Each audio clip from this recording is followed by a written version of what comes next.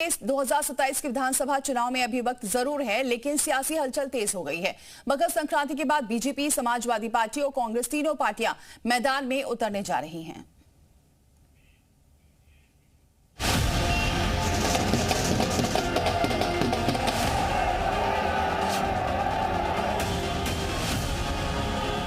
UP के विधानसभा चुनाव में भी एक साल से भी ज्यादा का वक्त है, मगर 2027 चुनाव से पहले सियासी जमीन तैयार करने की कवायद शुरू हो गई।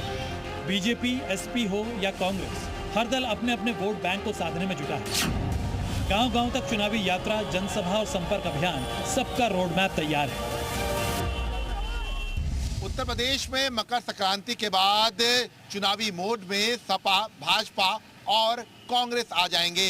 इसको लेकर कांग्रेस ने जहां धन्यवाद रैली का प्लान बनाया है, तो वहीं पर सपा और भाजपा ने अलग अलग यात्राएं निकालने का प्लान बना लिया है। ऐसे में कहा जा सकता है कि 2027 के विधानसभा चुनाव को लेकर चुनावी मोड में ये राजनीतिक दल मकर संक्रांति के बाद पूरी तरह से सक्रिय दिखाई पड़ेंगे। बीजेपी 403 विधानसभा सीटों पर 1000 से ज्यादा जनसंवाद सभाएं करेगी, गांव स्तर पर यात्राएं शुरू करेगी।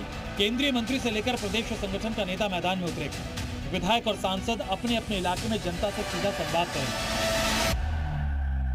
ये भारतीय जनता पार्टी की कार्य प्रणाली है, कार्य पद्धति भी है कि वो तमाम ऐसे सरोकारों से जो जनता से जुड़े हैं उनके बीच जाना, जनता से टच बना रहे, संपर्क संवाद निरंतर बना रहे, उसके लिए बैठकों का, यात्राओं का, गोष्ठियों का, ये तमाम तरह के आयोजन करके जनता के बीच रहने का माध्यम ढूंढती है और जनता की सेवा करने का काम करती है। वहीं समाजवादी पार्टी भी मकर संक्रांति के बाद अपने पीडीए मॉडल के सहारे जमीन पर उतरने जा रही है। तो कांग्रेस यूपी में धन्यवाद रैलियों से शुरुआत करेगी, जिसमें राहुल गांधी, प्रियंका गांधी और मल्लिकार्जुन खड़गे जैसे राष्ट्रीय नेता मंच साझा करेंगे और 2027 से पहले उत्तर प्रदेश में अपनी खोई जमीन हासिल करने की कोशिश करेंगे।